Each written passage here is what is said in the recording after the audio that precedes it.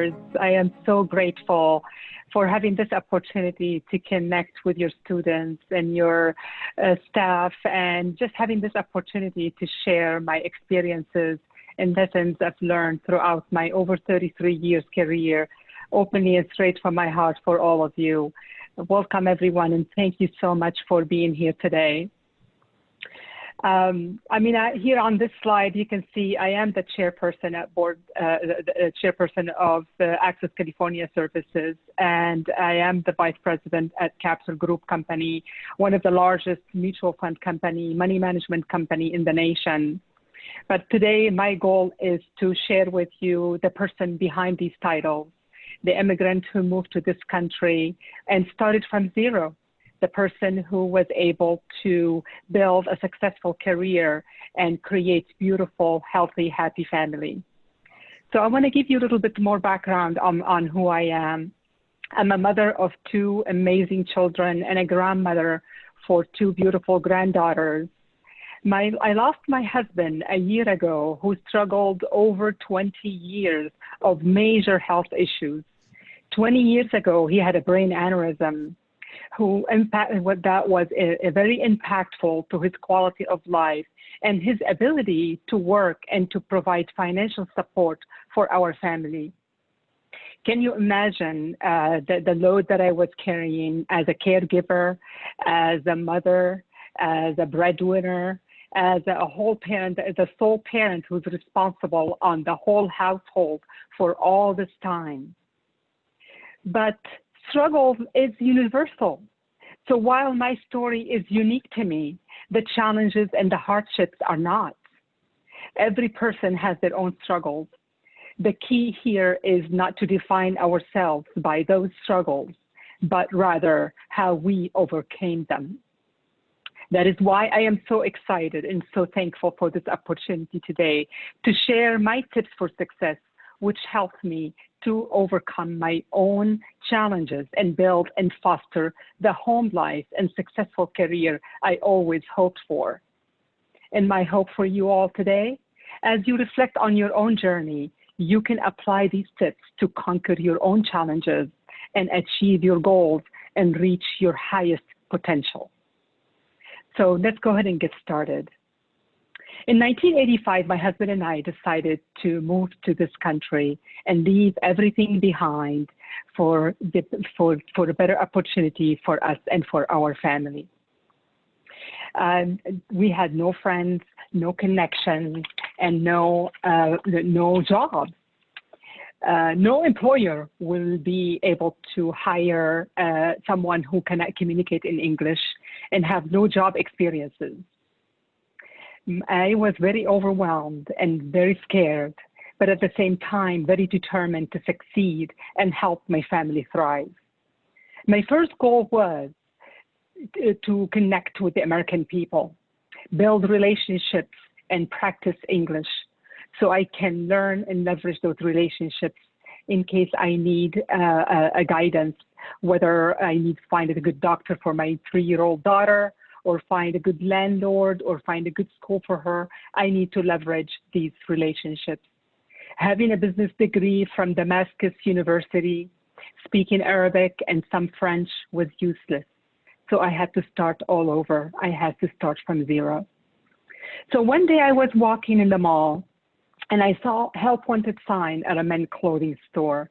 And I remember asking myself, what would happen if I just apply? They can always say no. I remember feeling so scared and walking into the store, asking to speak to the owner. My hands were shaking. My heart was beating so fast.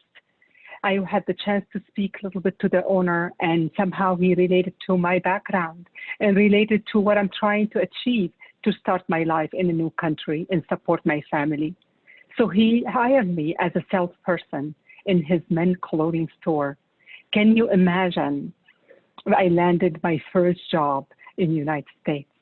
So I took this job so seriously. I focused on my daily connection with customers and with coworkers and practice English and build relationships.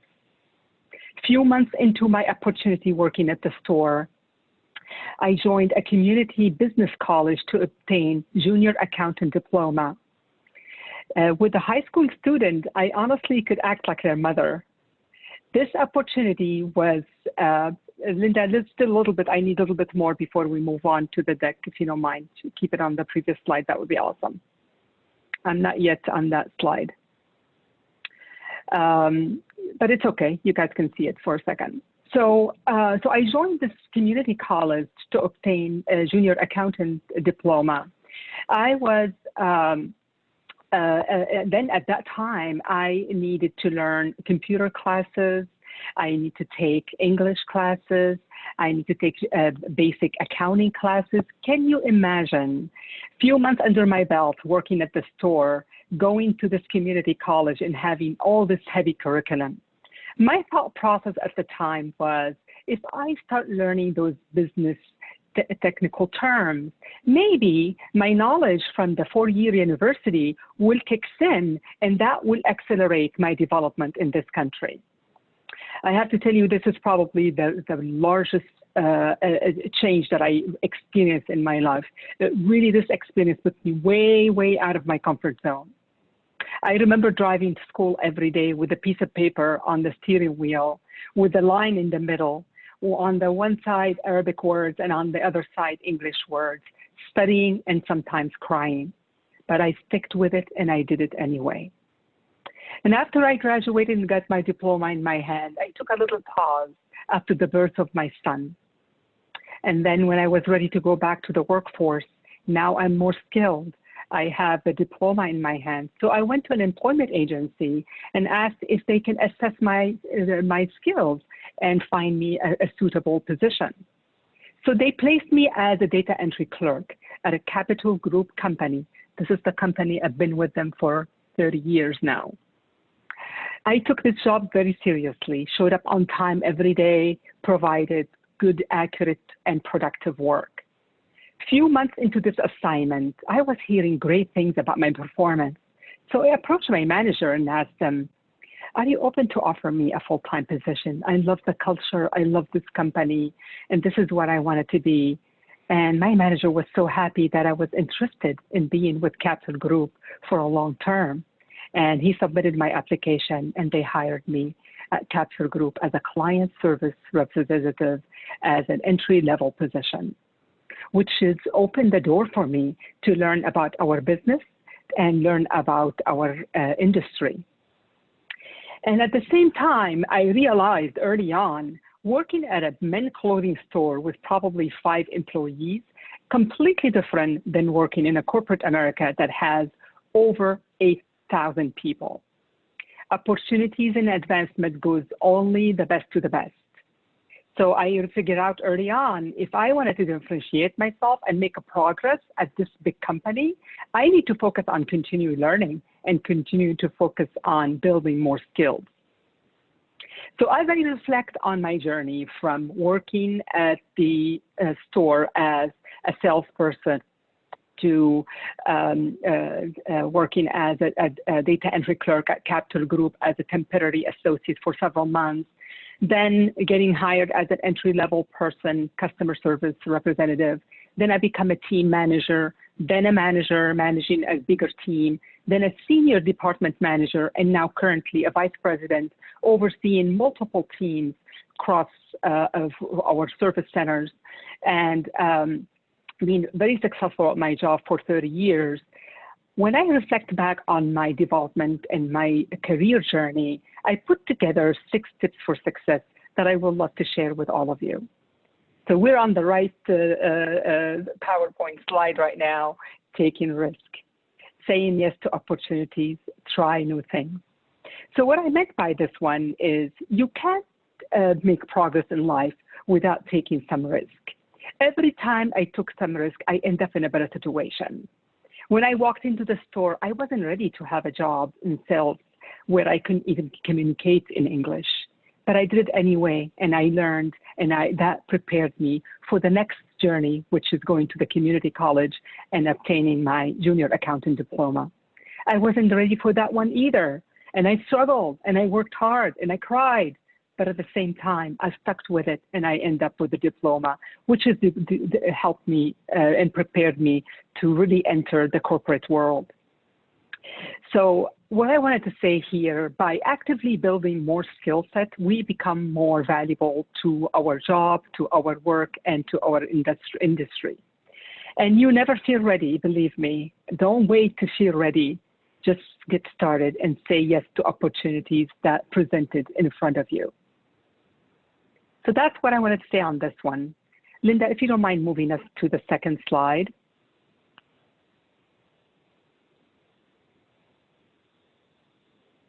The second one is do your job, stay focused, do your job in your current responsibilities, do your best. I was hired by Capital Group because they saw the way I did my work for several months as a temporary associate. No employer will get rid of a good employee. So when I asked to hire me on for a full-time, it was an easy answer for them to say, absolutely, we don't want to lose a good employee. So what I'm saying here is whenever you're doing, if your job is to go to school and succeed and pass your grades, then do your best to do that. If you're working on a job that is not your ultimate job, your dream job, that's okay. Continue to have those habits of taking your job seriously and do your best. I have a story I wanted to share with you about one of our senior leaders in Capital Group. Her name is Dana. She shared it with me a long time ago and stuck with me, and I share it often with others. Dana, when she was working at the restaurant as a waitress, she was kind of a person who is very bubbly, very positive, very energized, very connected with people.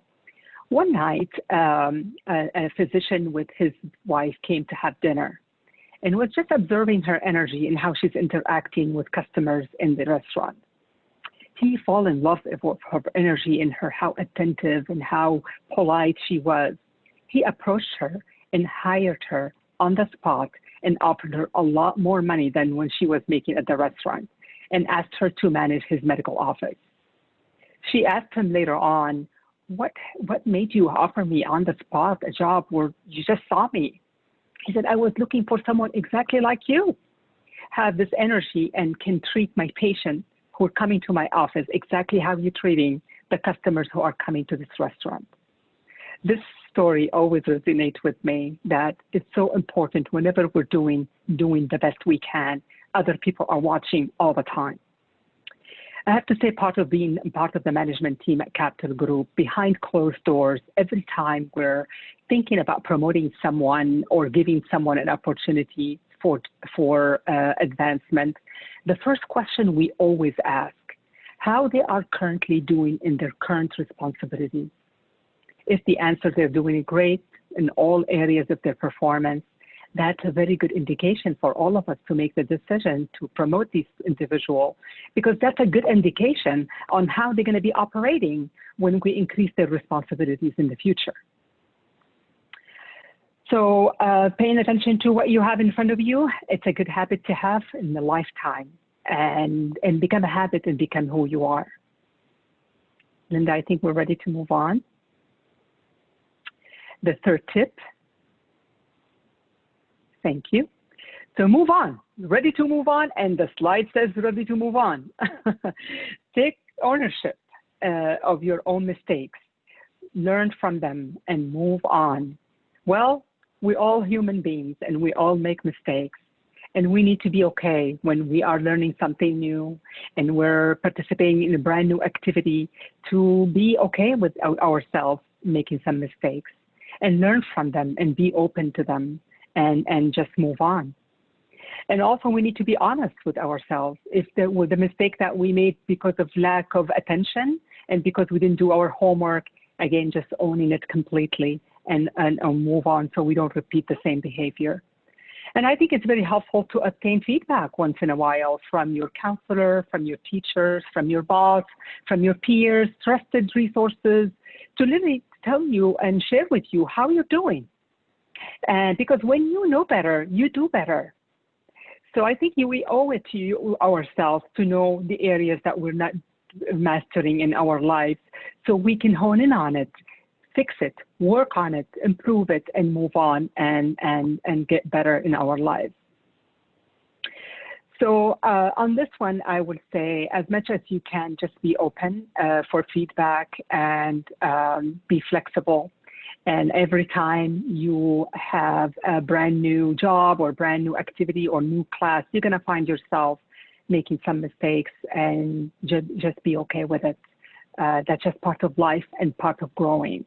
Something new that you never done before, you cannot master everything about it. So be easy at yourself and just own it. Thank you on this one. Do you mind moving to the number 4? You know, I remembered about this one. I wanted to share with you. I just kind of thought about, before you move on, Linda, on the next one. I remember when I was a client service representative. Sorry, I've kind of confused you a little bit. And early on, when I was taking calls from brokers and shareholders, I had very heavy accent. And once in a while, my manager will come to me and share with me some phone calls that I struggled with, where the caller wasn't able to understand me or asking me to repeat what I'm saying multiple times. Honestly, I thanked my manager for giving me the opportunity to listen to my own voice, even though it was so painful to do that. And honestly, I even asked her to give me a random sampling of my calls for me and to focus on listening and critiquing my own calls. So next time I slow down, I enunciate, and I speak more clearly with our shareholders and brokers. So I think there is nothing wrong by being open and learn about things that you need a little bit more development on. So I just thought about this example that I always share in my presentation too. I want to make sure I share it with you too. Okay, move on now to number 4.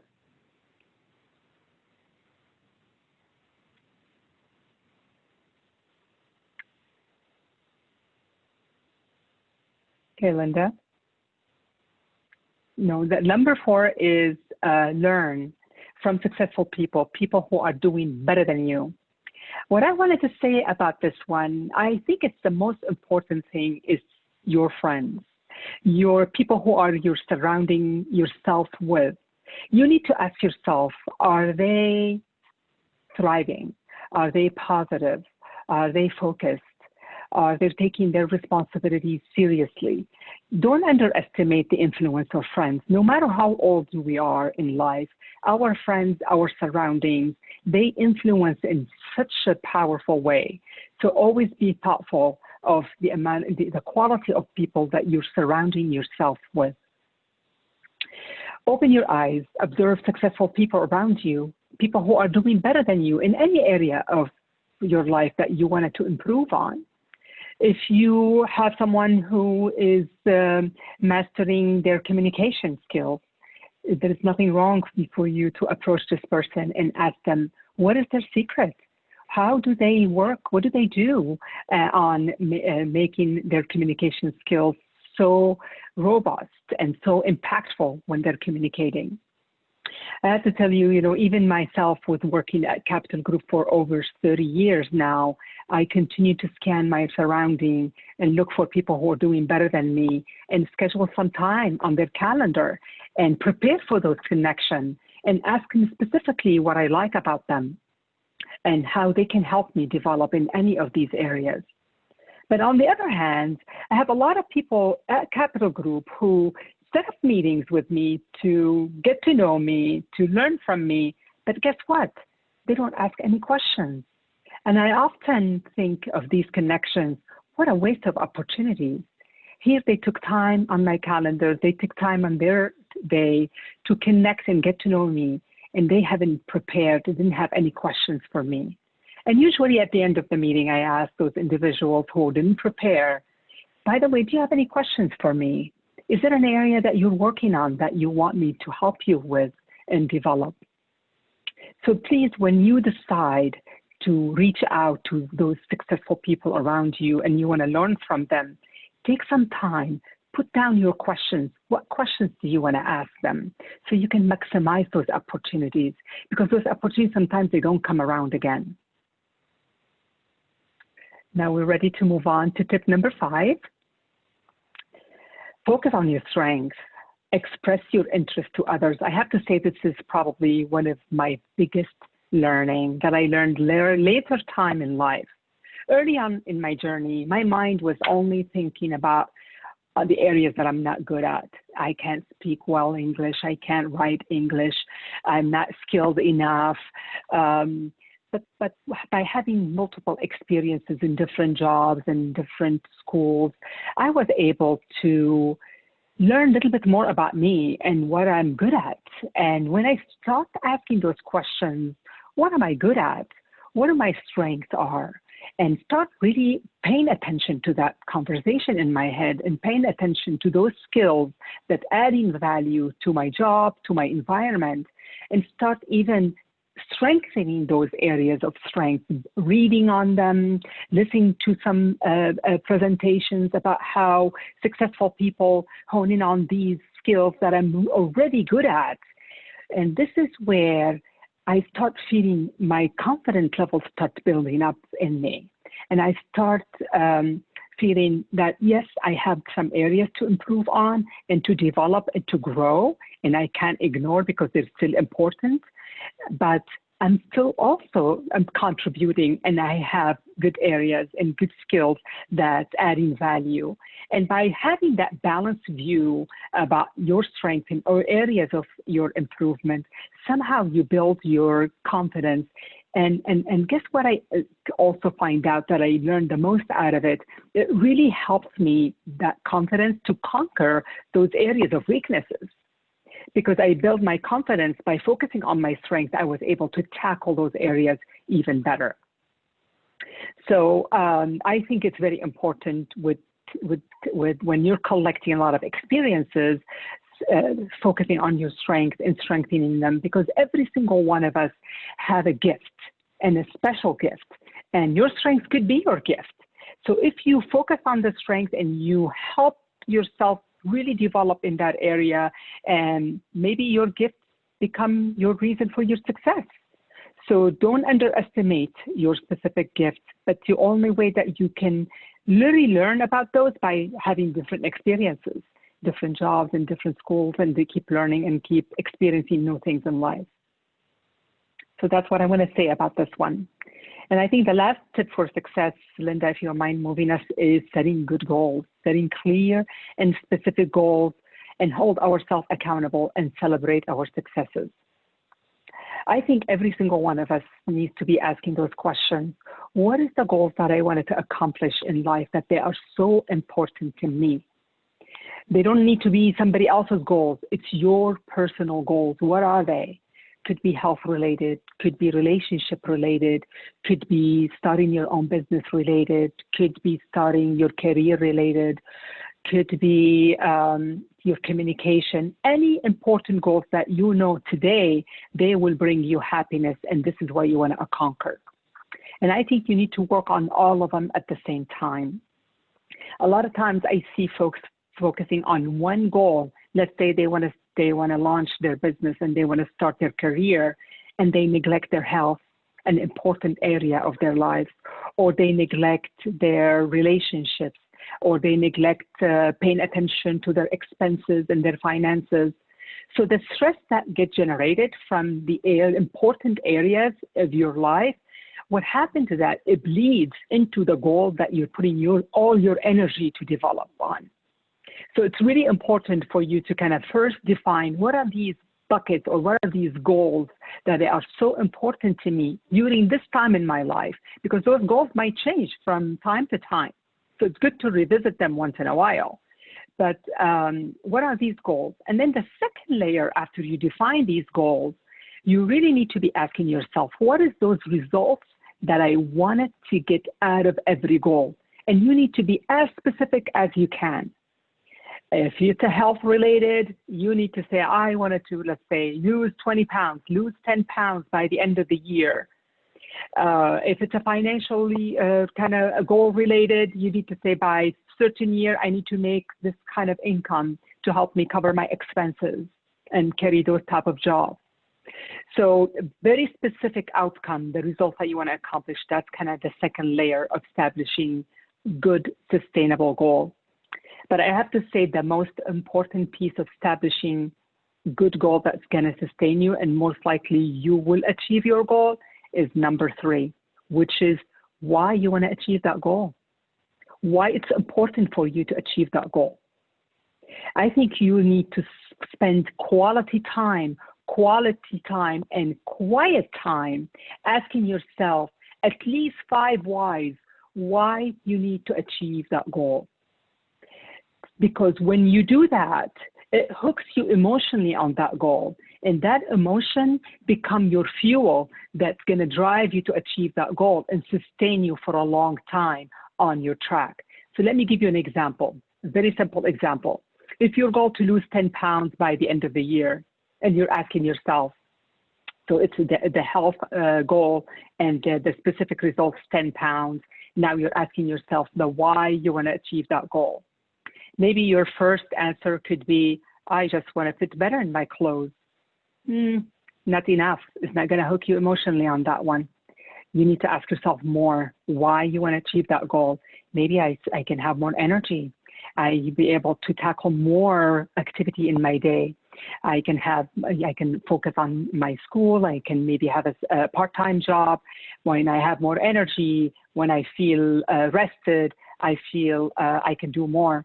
Why it's important for you to do more, so I can support myself and I can be financially free and I can support my family. Why it's important for you to be financially free and support my family, because I'm a responsible person. I want to make an impact on my family and on my life and how I live happy and have a better life and better quality of life. See, I mean, I'm honestly, I'm going through this exercise with you right now. If you can believe me, I'm emotionally hooked on this goal right now. I feel it in my heart.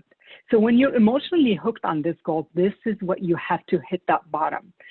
Same thing with your other goals, whether it's your business, whether it's your communication, you need to really spend time drafting that. And after you do that, spend good time on the whys, then you start putting the plan together on paper, in your planner, on paper, weekly, daily, monthly goals. It's up to you, whatever you need to do. But I think it's very important to have short-term and long-term goals.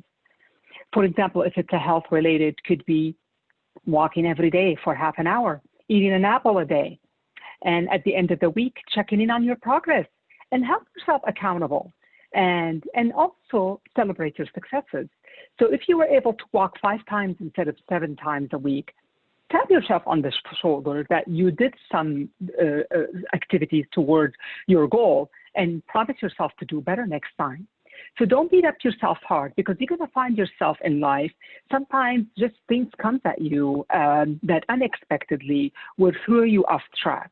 But when you have a plan and you go back to the plan and you review your plan on a consistent basis, help yourself accountable, put yourself on track, and renew your commitment, that's how you navigate through life. And once in a while, again, as I said earlier, those goals can shift based on your interest and based on what you learned about yourself through development and through growth. So this is kind of the tips that I felt that helped me, that mindset that helped me drive, managing my family life, home life, and my career life, and grow my career and stabilize my life. So I hope you find some of these tips helpful for you and you can apply it for your own life. And I think, Linda, it's a good time right now for questions.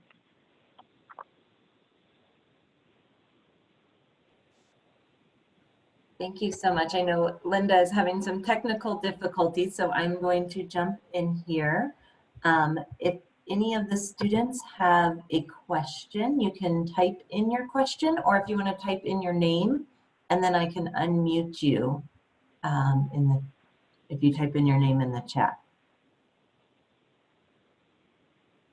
So we have a question or a response, I guess. It said, I'll just read it for the student. Ms. Khalid, thank you very much for sharing your life and career experiences through these 6 steps to success. I love these steps so much. I can feel and believe that the 6 steps will help me and my friends and fellow students at NOCE.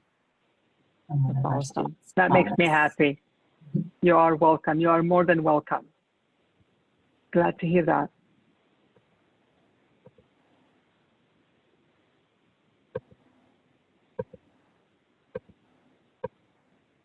Okay, we have a student who asked a question. Jen asked, how do you balance life, family, and career?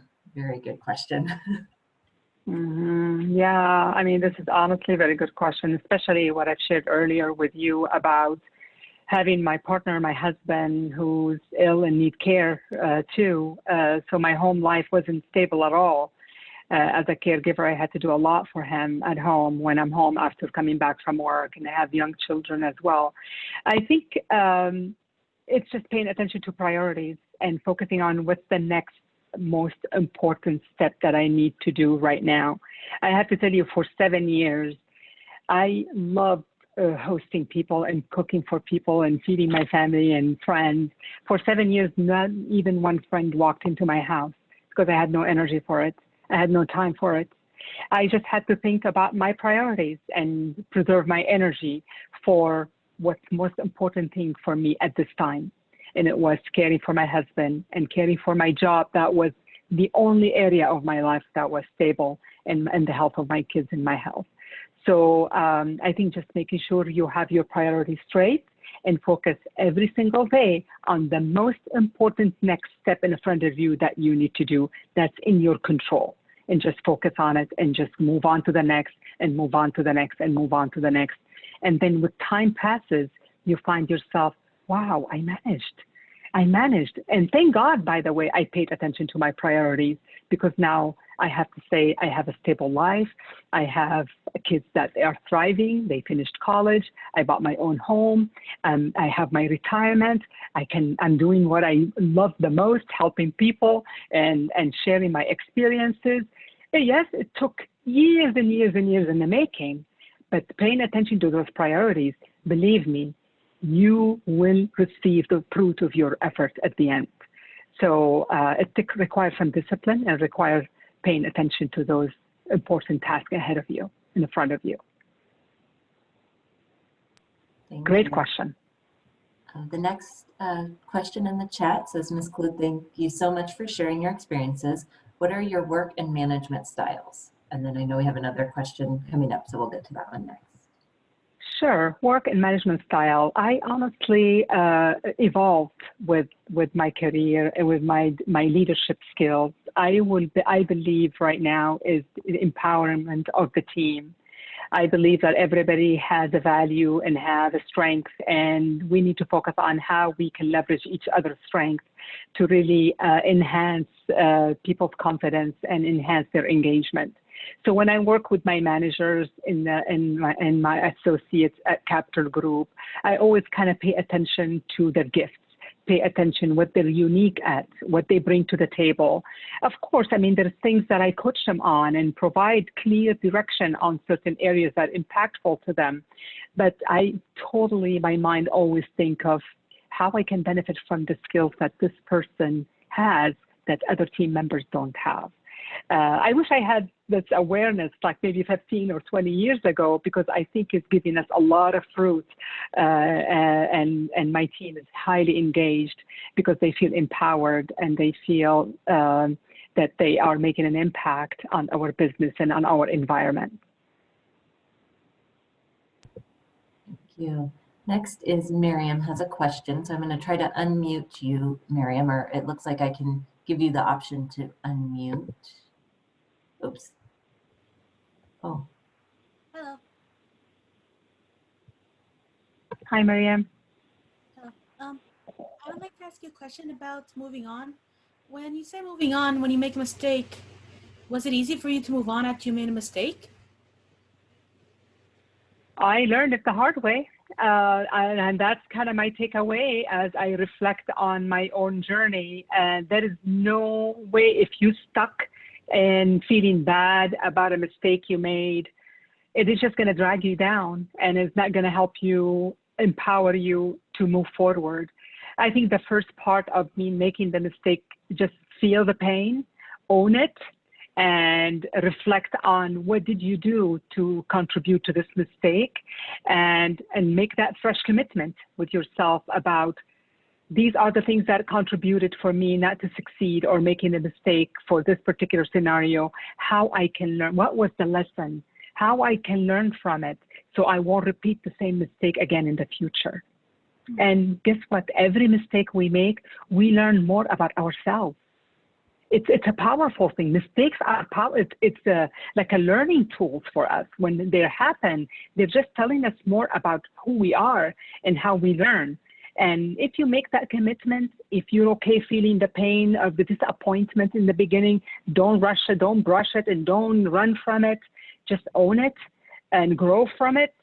You'll be more aware of it, and next time you will not repeat it. And guess what? You'll teach it to others so they don't make the same mistake.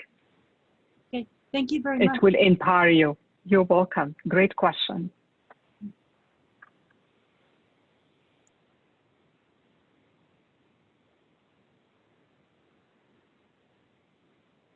Okay, we have another question in the chat from a student, Monica. She says, the student says, sorry, I'm getting to it.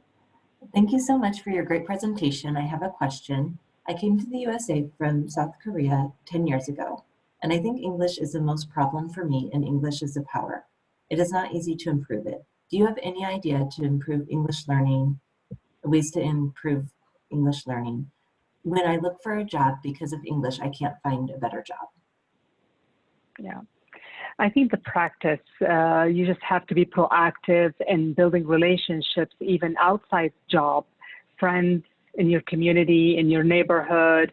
Be proactive, be more kind of a talkative when you go to the supermarket and at the cashier, say hello and just be engaged, ask questions. Every time you're outside your household, just make sure that you are using any platform to practice English, because the practice what makes us better. And in addition to that, I would say you cannot neglect learning. I mean, you have to take English as second language classes to really learn the basic, because if you don't take care of the basic, you struggle for a long, long time. And I would say don't give up. I found a job and I didn't speak English. If I was able to find it, I know it's hard and it's really hard. And I see those type of disappointments a lot at Access California Services clients who are immigrant or refugees who are applying a couple times and not finding jobs because of their English barriers. But believe me, there is a lot of success there too. A lot of folks that were able to find jobs eventually, and Access Services resources will help them find jobs. That doesn't require heavy communication. So don't give up, continue to look for every single opportunity to connect with people and have conversations. And when you're home, read as much you can and study and learn the language. And with time, you find yourself this challenge just behind you. I didn't speak a word of English when I moved here. And look at me right now. I'm speaking to all of you in English. Do I master my English? No, I still have some challenges sometimes, but my confidence level and my confidence in my ability to navigate completely much better just because of the practice throughout all these years. So don't be shy from practicing. Hope that helps. Yes, and I'd like to put a quick, just recognize a few of our counselors, our academic counselors that are here. If you want to wave, the few of you that are here tonight with us, we have Rosemary and Con, Marcella. Thank you for and so if our students haven't had a chance to meet with our counselors yet, I encourage you to connect with them, talk to them for information about the classes we do have available through NOCE. I think we have time for one more question. So we have several students who have said thank you, and we want to repeat that. And so we'll say our final question from Thomas said, when you first arrived in the United States, did you ever feel like giving up sometimes? What did you do to stay focused during that time? Did you do some type of relaxation, meditation, or exercise? Oh my God, I love this question. By the way, this is a common question. A lot of different groups ask the same question. I have to say, paying attention to why I need to do what I'm doing. I think because my whys were so strong, it's about my kids. It's about not failing was not an option. It's about my taking care of my household because I didn't have a choice. I mean, if you don't succeed in life, you're going to struggle the entire life and your quality of life is going to be miserable. So I just had that deep belief in myself that I really had no choices here. I need to develop and create a good life for my family and for my kids, no matter how I felt. But during those tough times when I feel down, when I feel stuck, yes, I've done all of that. I have to say I've done from a meditation, breathing technique. By the way, I do meditation every single day in the morning. I do have my kind of morning ritual where I do kind of breathing techniques and I do some yoga to really relax my nervous system and get me started for the day. But in this, and do my journaling also, my gratitude journal, I do the same thing. I listed you all today in my gratitude journal, how thankful I am for having the opportunity to be with you all today. But sometimes these tips, they don't help because you're in a situation and you're feeling like you really need more help than just those kind of things that you do on a daily basis. So I've seen counselors, I went to therapists, I've used assistants multiple times in my life, helping me to navigate through my husband's illness, with my helping me navigate through my husband's death last year with my grief process. I lived with him for 40 years, and here I am. My life is, lost him for all this time. So I think sometimes in life we just need help. We're human. We can't fix everything on our own. So we just need to be open and use our resources. Access California Services has wonderful therapists. I use them myself sometimes to talk about certain obstacles that I'm going through. I don't know about NOCE, if there is your counselors and other resources who can help you. I'm sure you do. Ask your counselors, ask your coaches who can help you navigate when you're feeling stuck that you can't move on. Don't stay in that state of mode for a long time. That's a sign you need different perspective. You couldn't help yourself by yourself. You need help. That's a sign that you need to reach out and obtain different perspectives. Thank you. And I wanted to just quickly also show the website for Access California if students aren't aware. So I know you have on your yes, opening page thank you. a wellness yes.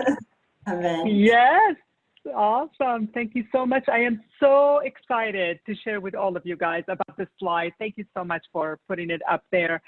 We're hosting our third annual Peace of Mind conference on September 27 and October 4th, I think.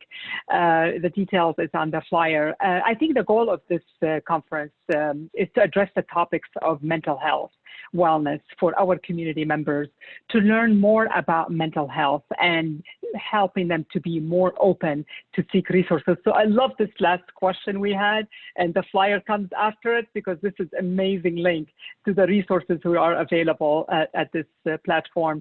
Our speakers are incredible. They're very knowledgeable. I highly recommend for you to register and attend and hear their conversations.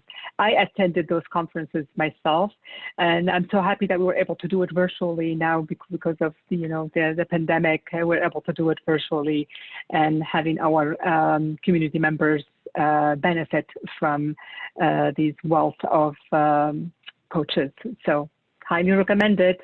Sign up. Thank you. Yes, Thank and you we'll for that.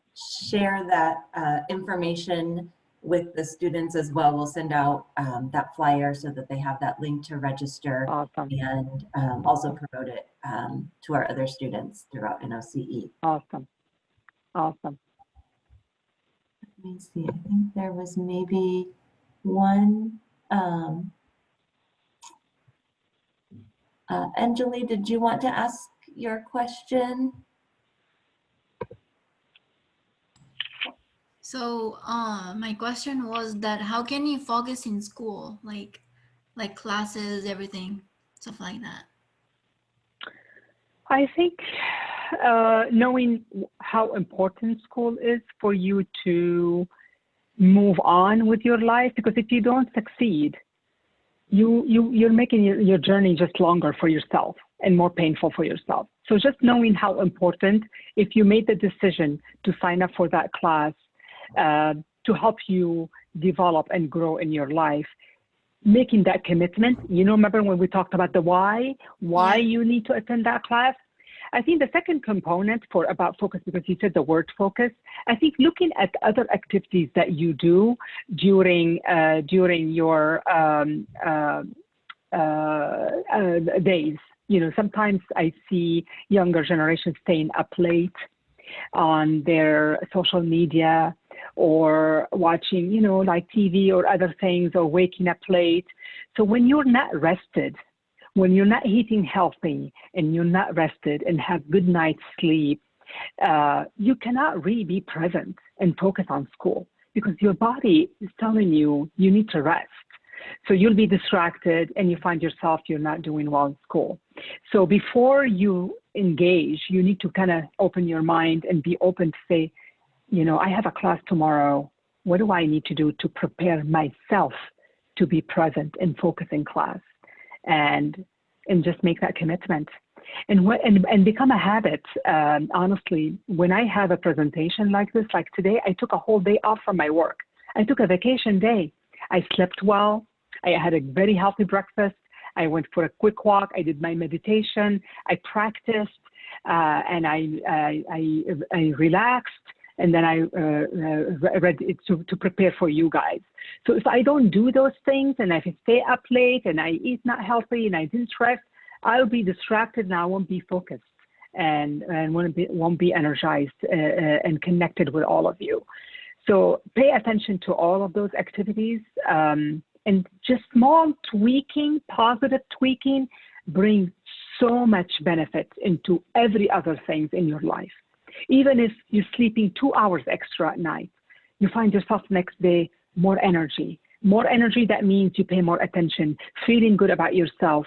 So every small increment of positive change, it leads to so many things and gives you the momentum to continue to add more to it. So that's my advice to you. Thank you. Yeah, I hope you do some of that, because we'll really help you. Yeah, thank you so much. Try it sometimes and see and think about what I said to you. Yeah, one day at a time. You can do it. It's not a major tweaking. Just turn off that cell phone a couple hours before you go to bed and relax and sleep. Cool. Good question. Thanks for asking. You're welcome. All right, thank you again. Thank you to all of our students and NOCE counselors and staff who joined us today. And thank you again, an extra thank you to Khulud. Love it. Makes me so happy. Thank you. I feel like this was such a beneficial topic. We're about a month into classes, and so just having this opportunity for our students to just be encouraged and energized as we go through this time, especially in this time of the pandemic. It's just really important, and I'm so glad that our students were able to take advantage of it. And we did record it, and we're hoping to also make it available to students to view later if they weren't able to join us today. So thank you again, and I hope you all have a good evening. Thank you. And take care, everyone. Thank you. Thank you again for the opportunity. I mean, this is kind of what I love the most, is to help and share my experiences with all of you. Again, good luck to all of you. You're a powerful human being. You can do it. Just focus on one step at a time and believe in yourself, and good luck to all of you. And thanks again for the leadership team and NOCE for creating and giving me this opportunity to connect today with all of you. Have a great evening and hope to connect soon.